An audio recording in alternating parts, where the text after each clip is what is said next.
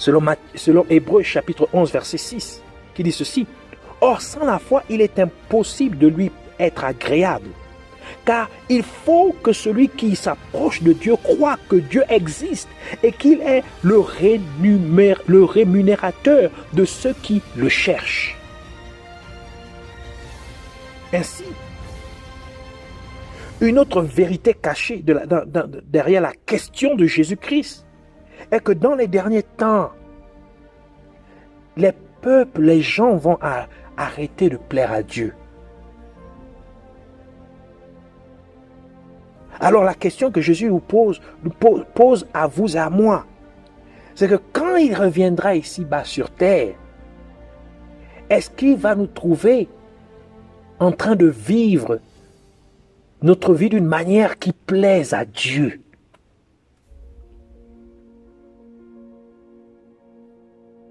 La parole de Dieu nous dit que le juste vivra par la foi.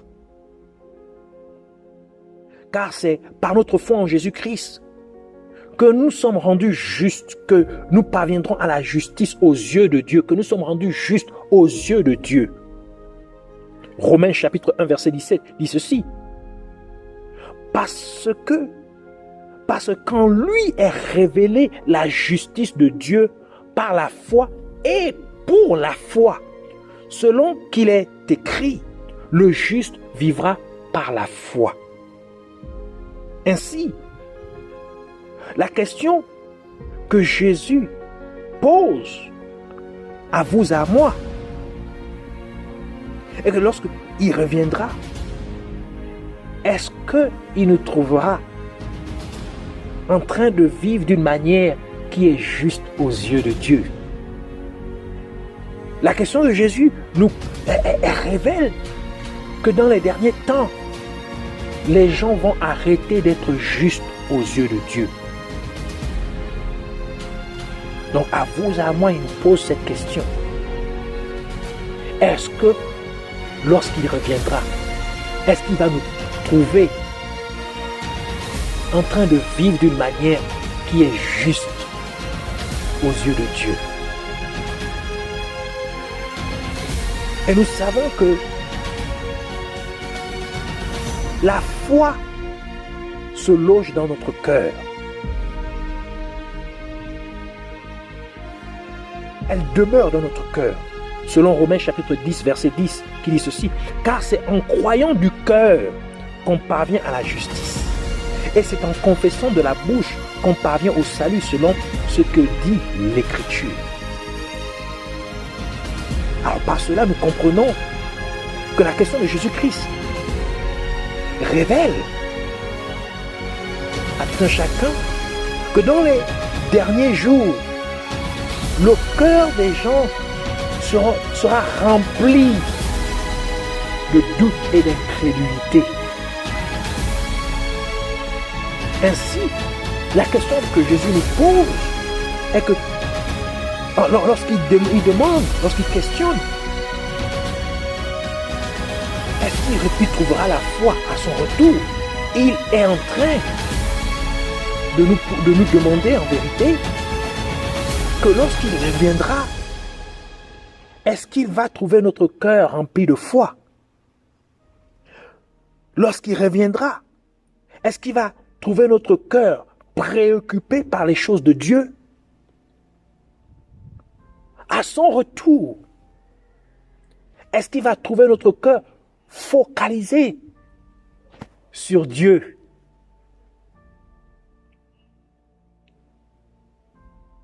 Et puisque c'est de l'abondance du cœur que la bouche parle,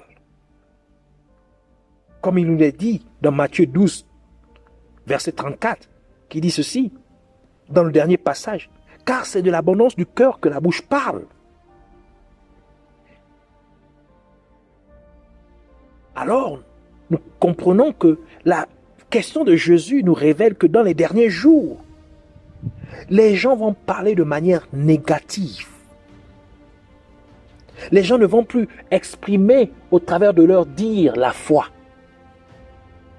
Les paroles des gens vont être dépourvues de foi. Ainsi, Jésus nous pose cette question à vous et à moi, que lorsqu'il reviendra, va-t-il nous trouver en train d'exprimer notre foi au travers de nos dires? Est-ce que lorsque il reviendra, il va nous trouver en train de parler et que nos dires fassent ressentir la foi, expriment la foi en Dieu? Or, la parole de Dieu nous dit ceci, que la foi sans action est morte. Selon Jacques chapitre 2 verset 17, qui dit ceci, il est ainsi de la foi. Si elle n'a pas les œuvres, elle est morte en elle-même. Donc la foi sans action, sans acte, est morte. Elle ne vaut rien. Donc la question que Jésus pose, elle révèle, elle cache, en fait, le fait que dans les derniers jours, les gens vont dire, vont prétendre avoir la foi, mais dans leurs dires et dans leurs actions et dans leur manière de se comporter, vont manquer de pouvoir l'exprimer. Ils vont se contredire.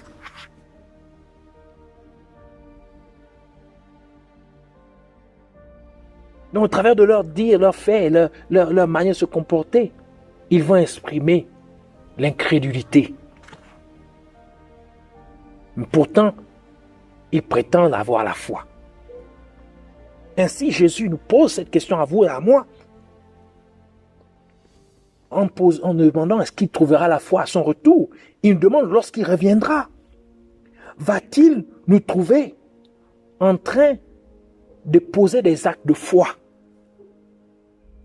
Va-t-il nous trouver en train d'agir avec foi? Lorsqu'il reviendra, va-t-il nous trouver en train d'exprimer notre foi au travers de nos actes, de nos dires et de notre manière de nous comporter? Jésus nous dit ceci, que lorsque nous demandons quelque chose à Dieu en priant, nous devons, et que nous croyons en cela, nous allons recevoir ce que nous demandons. Matthieu chapitre 21, verset 22, il dit ceci, « Tout ce que vous demanderez avec foi par la prière, vous le recevrez. » Ainsi, la question que Jésus nous pose implique que dans les derniers jours, les gens vont prier, mais ils ne vont pas croire que Dieu va leur répondre. Ils vont juste prier pour le simple fait de prier. Ils vont prier par routine. Ainsi, la question que Jésus nous pose, à vous et à moi, lorsqu'il dit que est-ce qu'il trouvera la foi à son retour? Et il demande ainsi que lorsqu'il reviendra, est-ce qu'il va nous trouver en train de prier avec foi, croyant que Dieu nous a accordé ce que nous lui avons demandé dans notre prière? Or, Hébreux chapitre 11, verset 1 nous dit ce qu'est la foi. Qui dit ceci, « Or la foi est une ferme assurance des choses qu'on espère, une démonstration ou une conviction de celles qu'on ne voit pas. » Ainsi, la question de Jésus révèle en fait que dans les derniers jours, les gens, avant de croire, ils vont demander des preuves, ils vont demander des évidences, ils vont demander à voir avant de croire. Ils vont demander à toucher avant de croire. Ils vont demander à être assurés avant de croire. Ce qui est totalement contraire à ce qu'est la foi. Ceci dit, la question de Jésus que Jésus vous pose à vous, à moi, lorsqu'il demande est-ce qu'il trouvera la foi lorsqu'il reviendra.